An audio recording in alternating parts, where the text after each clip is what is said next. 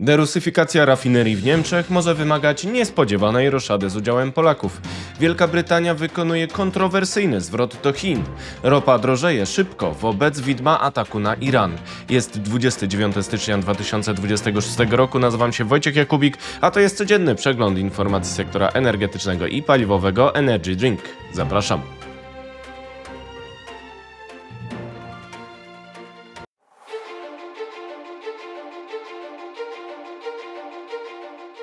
Partnerem kanału Energy Drink jest Orlen. Zaczynamy jak zawsze od informacji dnia.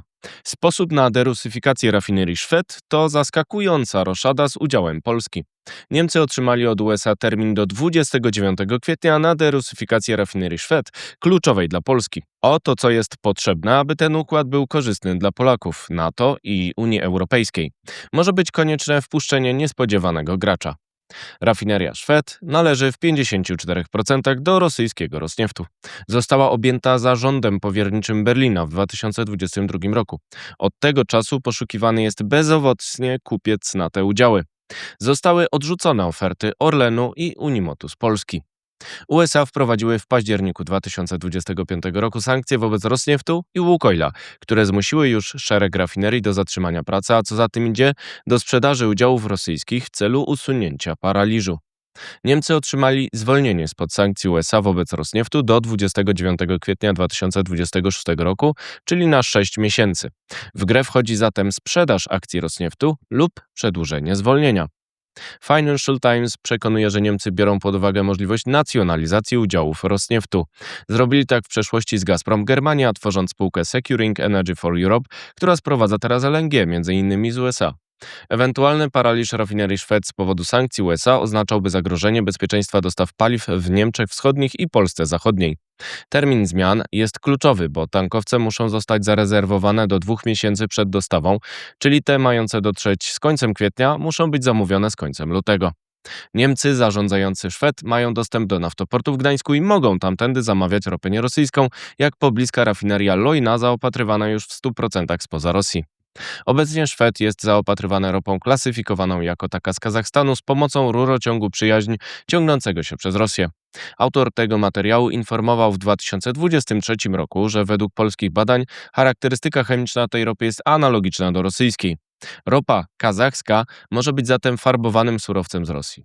Rozmówcy Financial Times ze Schwedt przekonują mimo to, że dostawy z Kazachstanu są droższe od rosyjskich. Oprócz tego Schwedt jest zaopatrywany drogą morską przez naftoporty w Gdańsku i Rostoku. Te dostawy także są droższe od rosyjskich. Plan Niemców może uwzględniać powiązanie nowego układu tymczasowego w Schwedt z sankcjami unijnymi w sektorze ropy. Byłby to wybieg pozwalający uzyskać nowe zwolnienie USA do czasu zniesienia sankcji wobec Rosji, które bierze pod uwagę Berlin w razie zakończenia wojny na Ukrainie. Byłby to sposób na powrót do ropy rosyjskiej i utrzymanie Rosjan w akcjonariacie rafinerii, która ma istotne znaczenie dla Polski oraz wschodniej flanki NATO. To recepta na utrzymanie zagrożenia związanego z wpływami rosyjskimi w energetyce, niedocenianego historycznie w Niemczech. Aktywna polityka Polski może mieć wpływ na rozstrzygnięcie w tej sprawie. Jeżeli Polacy obawiają się przejmować akcje Rosnieftu albo nie chcą ich oddać Niemcy, to w grę wchodzi wejście do akcjonariatu mniejszościowego zamiast Shella. Jeżeli Niemcy nie zdecydują się na nacjonalizację udziałów Rosnieftu, np. ze względu na ryzyko retorsji w Rosji, mógłby tam wejść inny partner zachodni. Nie wchodzą w grę tylko firmy z USA. Z tego punktu widzenia istotna jest współpraca z Amerykanami oraz Arabią Saudyjską. W ostatnim czasie resorty spraw zagranicznych w Warszawie i Riyadzie powołały Radę Konsultacyjną, która ma służyć koordynacji polityki w różnych obszarach, także w energetyce. Model znany z rafinerii gdańskiej, do której akcjonariatu zostało wpuszczone Saudi Aramco po fuzji Orlenu i Lotosu, można powtórzyć w Schwedt. W ten sposób Saudyjczycy zyskaliby nowy przyczółek w Europie Środkowo-Wschodniej. Polacy zyskaliby w ten sposób sprawdzonego partnera, który trwale ograniczyłby wpływy rosyjskie. Warto pamiętać, że wejście Saudi Aramco z pierwszym kontraktem długoterminowym do Polski w 2015 roku zostało ocenione jako zagrożenie dla wpływów rosyjskich przez prezesa Rosnieftu Igora Siecina. Kluczowa w tym kontekście byłaby współpraca z Amerykanami, nadwyrężona ze względu na publicystykę Donalda Trumpa. Niezależnie jednak od tego, kto jest gospodarzem Białego Domu, urzędnicy USA naciskają na usuwanie wpływów Rosji w energetyce Europy po myśli Polski. Alternatywa to reset po potencjalnym zawieszeniu walk na Ukrainie, który dałby krótkoterminowe korzyści rafinerii Schwedt w postaci obniżenia kosztów, ale długoterminowo utrzymałby zagrożenie bezpieczeństwa dostaw paliw na wschodniej flance NATO przez utrzymanie wpływu Rosjan w kluczowej rafinerii. Czas na pozostałe wieści, na początek z Polski. Komercyjna pomoc. Generacja energii elektrycznej w Ukrainie zniszczona przez Rosjan może dochodzić nawet do 9 gigawatów, podał w RMF FM minister energii Miłosz Motyka. Dodał, że Polska przesyła prąd i gaz do Ukrainy na zasadach komercyjnych. Trwają rozmowy o rozwoju tej współpracy. Gra o Azoty trwa. Orlen żąda od grupy Azoty Polyolefins natychmiastowej spłaty pożyczki z 2025 roku przeznaczonej na sfinansowanie zakupu propanu, podała grupa Azoty. Przekonuje, że ten ruch nie ma wpływu na trwające rozmowy o kupnie GAP przez Orlen. Koszty ETS-2. Według niemieckiego Bertelsmann Institut w scenariuszu z ceną ETS w wysokości 180 euro za tonę CO2 około 44% gospodarstw domowych w Polsce będzie się musiało liczyć ze wzrostem opłat za ogrzewanie paliwami kopalnymi o ponad 1600 euro, czyli ponad 6400 zł rocznie, a więcej na stronie energydrink.today. Teraz wieści z Europy.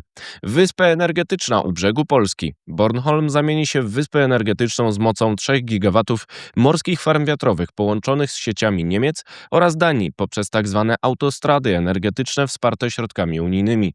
Bornholm znajduje się blisko brzegów Polski, która nie wzięła udziału w tej inicjatywie. Bezpieczeństwo jądrowe. Według francuskiego Urzędu Bezpieczeństwa Jądrowego ASN niektóre reaktory we Francji mogą nie spełniać już standardów bezpieczeństwa i powinny zostać wyłączone. Francja planuje budowę floty 12 nowych reaktorów, które je zastąpią.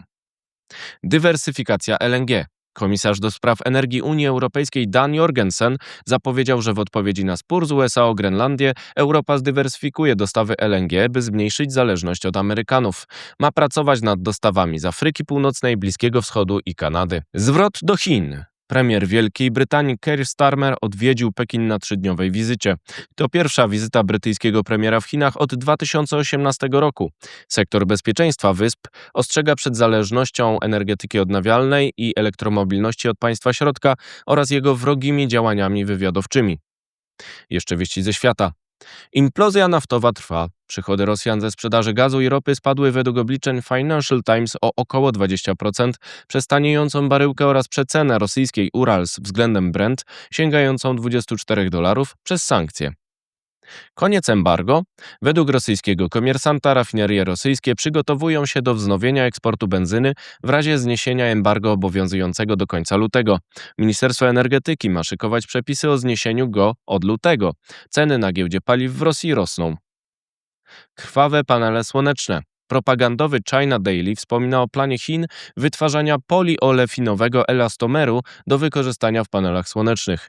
Ma zmniejszyć zależność Chińczyków od importu i powstawać w prowincji Xinjiang, w której trwają prześladowania mniejszości ujgurskiej.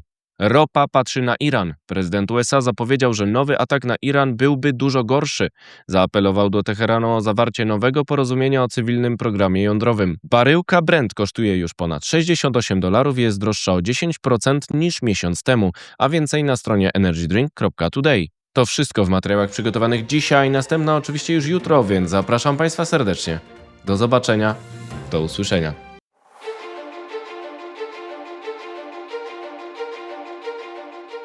Partnerem kanału Energy Drink jest Orlen.